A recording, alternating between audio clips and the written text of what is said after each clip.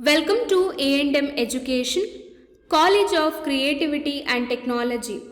In this session, we will discuss about few important terms of accounting, part 3. Firstly, depreciation. Depreciation is a decrease in the value of assets and the method used to reallocate or written down the cost of the tangible assets, that is machinery equipment, over its useful lifespan. Machinery equipment currency are some examples of assets that are likely to depreciate over a specific period of time. For example, if a delivery truck, which is a tangible asset, is purchased by a company with a cost of Rs 2,50,000 and the expected usage of the truck are 5 years, the business might depreciate the asset under depreciation expense as Rs 20,000 every year for a period of 5 years. Next is about appreciation. Appreciation is an increase in the value of an asset over time. The increase can occur for a number of reasons, including increased demand or weakening supply, or as a result of changes in inflation or interest rates. Currency, land, stock are some examples of assets that are likely to appreciate over a specific period of time. Example, if a business has purchased a share of any company for Rs 500, if that share's value increased to Rs 550, then the investment appreciated by Rs 50. Next is accounting period. An accounting period refers to the span of time in which a set of financial statements are released. Businesses and investors analyze financial performance over time by comparing different accounting periods. Accounting cycles track accounting events from when the transaction first occur to when they end, all within given accounting periods. Usually, the accounting period will be from 1st of April to 31st of March every year. Next, accruals.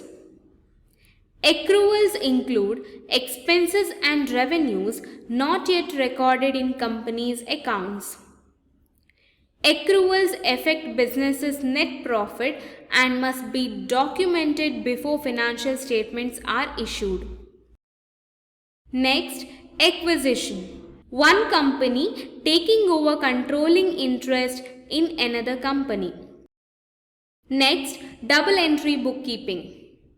Method of recording financial transactions in which each transaction is entered in two or more accounts and involves two-way self-balancing posting.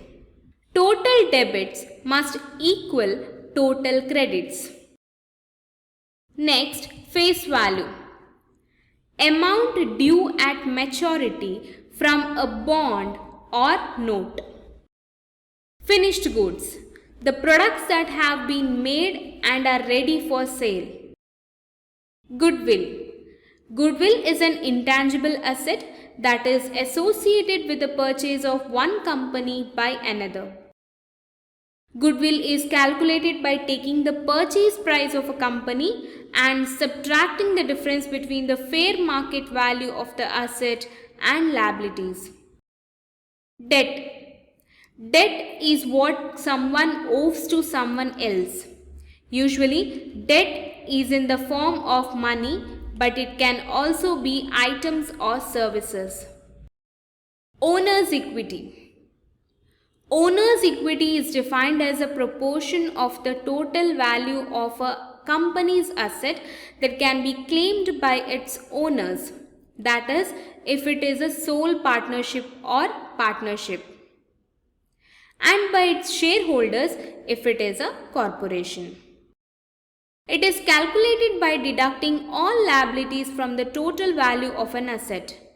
That is, equity is equal to assets minus liabilities. In other words, equity is the rights of the owners and outsiders against the assets of the business. It includes owner's equity and outsider's equity. Next, secured debt. A debt guaranteed by the pledge of assets or other collateral. Next, salary. Salary is a fixed amount paid or transferred to the employees at regular intervals for their performance and productivity at the end of the month. Next, wages. Wages are hourly or daily based payment given to the labor for the amount of work finished in a day. Capital. It is a cash and assets invested by the owners to start and run the business. Debts. It is the amount due from outsiders to the business. It is treated as one of the asset. Example, debtors, bills receivable, outstanding income, etc. Book debts. The total amount due from debtors recorded in the books of accounts is known as book debts. Next is good debts. The amount which the business is sure of receiving from debtors. Next, bad debts. The amount which the business is sure of not receiving from debtors. Next, doubtful debts. The amount of debt the receiving of which is doubtful from debtors is known as doubtful debts. Next, goods.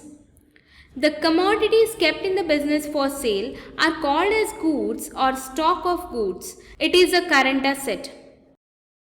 Solvent. A businessman who is in the position to repay all his liability in full is called as a solvent. He enjoys a good financial position. Next, insolvent.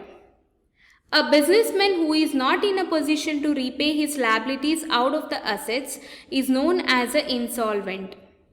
He faces a bad financial position. Next, purchase returns or return outward. The goods purchased by the business returned to the supplier for reasons like damages, etc. are called as purchase returns. Sales returns, also known as return inward, if the customers return goods to the business for reasons like damages, is called as sales return. Profit. The excess of income over expenses for a given period of time, calculated usually for 1 year, is known as profit. Loss. If the total expenses is more than the total income for a period, it will be a result of loss. Folio. A page in the journal or ledger book. Next is carried down and brought down. While balancing a ledger account, at the end of the period, we carried down the balance and the same balance is brought down at the beginning of the next period. Next, carried forward and brought forward. Carried forward is written at the bottom of the page of a journal to carry forward the total to the next page. At the top of the next page, we write brought forward to indicate the total of the previous page. Next, outstanding expenses. Outstanding expenses are the expenses for the previous month or year which is not yet paid. Example, outstanding salary, electricity charges, etc. Next, outstanding income. They are the income which should have been received in the previous month or year but not yet received. Example, outstanding rent, outstanding interest on deposits, etc. Prepaid expenses are the expenses for the next month or next year which is paid in advance.